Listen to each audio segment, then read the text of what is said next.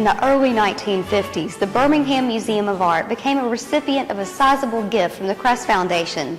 Susan Elliott, the Assistant Curator of Painting, Sculptures, and Graphic Arts, will now give us a tour of this gallery. This Kress Collection is one of the finest Kress collections in the nation.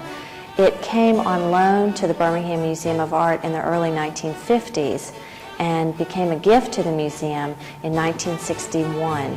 In the southeast, it is the second largest. It is only slightly smaller than the collection at the Museum of North Carolina in Raleigh, North Carolina. We have a number of masterpieces here, and one of the nicest things about our Kress collection is not only do we have fabulous paintings, we also have sculpture and we have furniture. A fabulous example of furniture is this cassone, which is actually a wedding chest, and it's absolutely beautiful. These would be gifts from a bridegroom to the bride, and they would be filled with treasures and the bride's dowry and that kind of thing. And this piece of furniture would inhabit the master bedroom. Above the chest, above this wonderful Italian cassone or chest, we have a fabulous painting of the Journey of the Queen of Sheba. It's an extraordinary work. It shows the Queen of Sheba with an incredible hat, and she is carried through the streets. There's a parade of various animals and servants, and it's absolutely gloriously painted. We see camels and elephants and much gold and regalia and pomp and circumstance. In the background is a walled city, and it's just beautifully painting. Another treasure of our collection is this work by right here behind me by Sebastiano Mainardi, which is a fabulous tondo. A tondo is simply a circular composition. An artist would often work in this circular format to show their prowess at combining all these figures into a circular shape. And this one is especially lovely. There are at least 3 other works by Mainardi that we know of that are related to this particular tondo. One of those 3 happens to be in the Louvre Museum in Paris. This features the Madonna and Christ child with several angels, and then at the base of the painting we see the Madonna lovingly caressing St. John the Baptist. We also have some wonderful works of sculpture in this particular gallery. We have a polychromed wooden sculpture of St. George and the Dragon, and if you look closely at this sculpture, you can see a very tiny lamb and also a very tiny princess.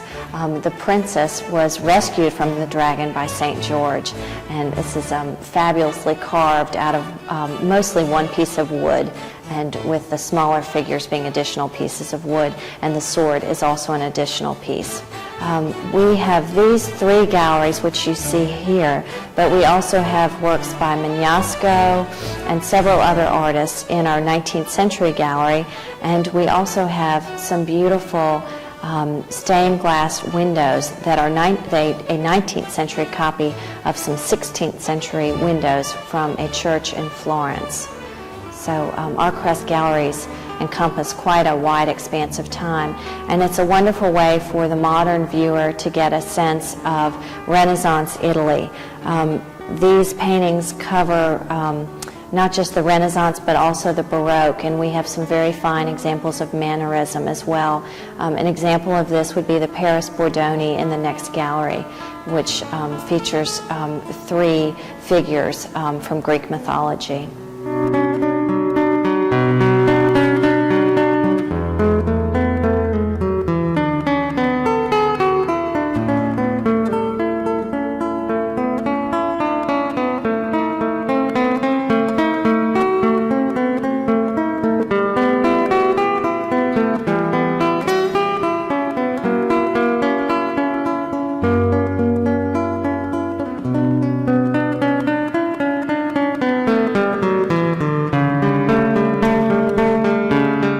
We have a lovely collection of 19th century works of art. We have a beautiful work by Mary Cassatt of a portrait of an elderly woman Features a great deal of red and a lot of impasto and really what we think of as impressionistic brushwork. And one of the most interesting things to me about this portrait, aside from the fact that it's quite a beautiful work of art, is that there is a more finished composition, also a portrait, same sitter but much more detailed, which is in the collection of the National Gallery in Washington, D.C.